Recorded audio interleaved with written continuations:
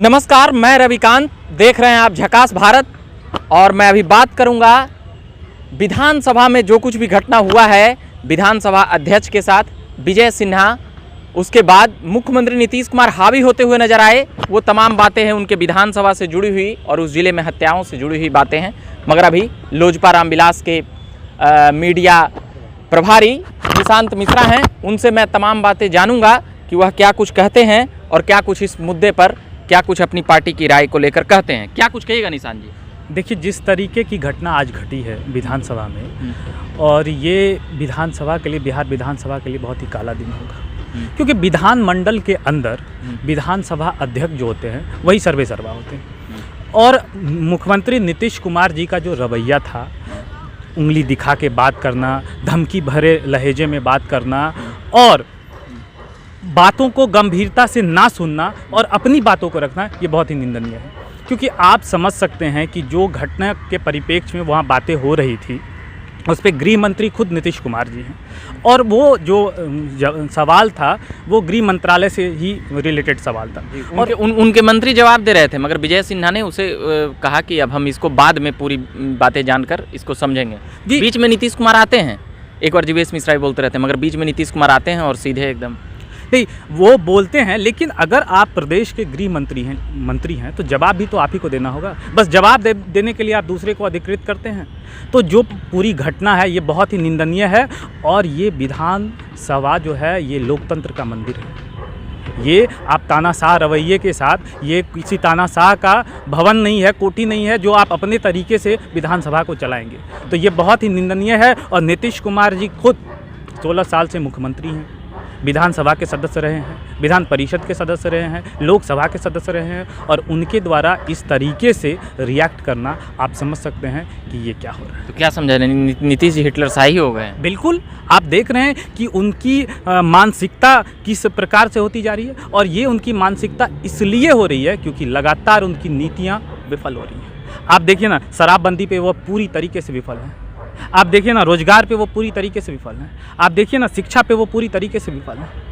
और आप विधानसभा में, आप लोगों के माध्यम से हम लोग तो देखते रहते हैं कि किस तरीके से वो दूसरों को समझाते हैं, वो दूसरों को, नए सदस्यों को ज्ञान देते हैं कि आप लोग समझिए, आप लोग सीखिए। और उनका रवैया कहीं ना कहीं नीतीश कुमार जी का जो एक स्टाइल रहता है, या जो शांति का उनका व्यवहारिकता के लिए जाने जाते हैं, अपनी बोली के लिए जाने जाते हैं कि कभी कुछ ऐसा चीज़ नहीं बोलते हैं या कभी कुछ आवेग में नहीं आते। मगर अब इधर से देखा जा रहा है, और आज जो देखा गया विधानसभा में, कि विधानसभा अध्यक्ष के ऊपर ही लगता है कि चढ़ाई कर दी है एकदम पूरा। तो यही चीज़ तो मैं बोल रहा हूँ कि उनकी बौखलाहट का जो, क्या यूपी इलेक्शन का जिस प्रकार से परिणाम आया है और तमाम जिस प्रकार से कई रणनीतियाँ चल रही थी जदयू में बीजेपी को लेकर कि बीजेपी यूपी इलेक्शन के बाद ये करेगी वो करेगी, तो क्या उसकी खींच थी या कुछ और थी? नहीं, उनकी नीतियों का जिस तरीके से हनन हो रहा है, उनकी बौखलाहट सामने एकदम दिखते जा रही है। उनसे अब ये प्रदेश संभल नहीं रहा है। और मैं कहूँगा इस घटना के बाद उनको इस्तीफा दे देना चाहिए। तो इस घटना के बाद इस्तीफा क्या वह देंगे? बीजेपी वाले तो अलग अलग मांग करेंगे, फिर इसके बाद और अलग अलग मांग होगी उसके बाद। नहीं, आप जिस तरीके से मुख्यमंत्री जी का रवैया होता जा रहा है किसी के भी प्रति, आप विपक्ष के प्रति भी उनका रवैया वही है। आप किससे बात कर रहे हैं, आपको इस चीज़ का गरिमा तो रखना पड़ेगा कि सदन के सर्वे सर्वा, सदन में जो ये आसन होता है उस पर बैठे व्यक्ति होते हैं। तो आप अपने हिसाब से सर्कुलेट करिएगा सदन को कि मैं जो कहूँगा वही होगा, मेरा जो जवाब होगा आप उसी को सही मान लीजिए और कार्रवाई को आगे बढ़ा दीजिए, या नियम पूर्वक सदन चलेगा। तो ये चीज़ तो नीतीश कुमार जी को, माननीय मुख्यमंत्री जी को समझना पड़ेगा। और ये जो हिटलर शाही चल रहा है ये अब नहीं चलने वाला है। मैं आपके माध्यम से आदरणीय नीतीश कुमार जी से यही कहना चाहूँगा कि इस घटना के बाद आपको इस्तीफा दे देना चाहिए।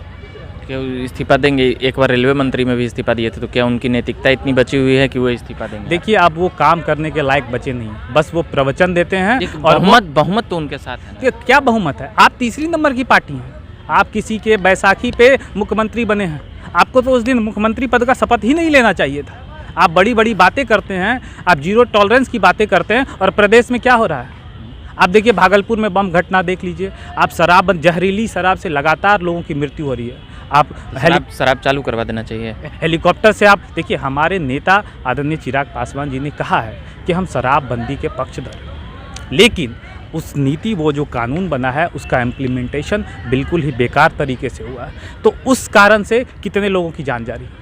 लगातार हमारे नेता पूरे प्रदेश भर में दौरा करते हैं। सीवान की घटना आप देख लीजिए, आप हेलीकॉप्टर से दारू खुजवा रहे हैं, आप जो पिएगा उससे पूछिएगा, वो बताएगा, तब उसको पकड़िएगा। ये क्या हो रहा है? चलिए, फिलहाल ये विधानसभा अध्यक्ष के लेकर बातें थी, जिसको लेकर लोजपा रामविलास के मीडिया प्रभारी ने अपनी बातें रख रहे थे।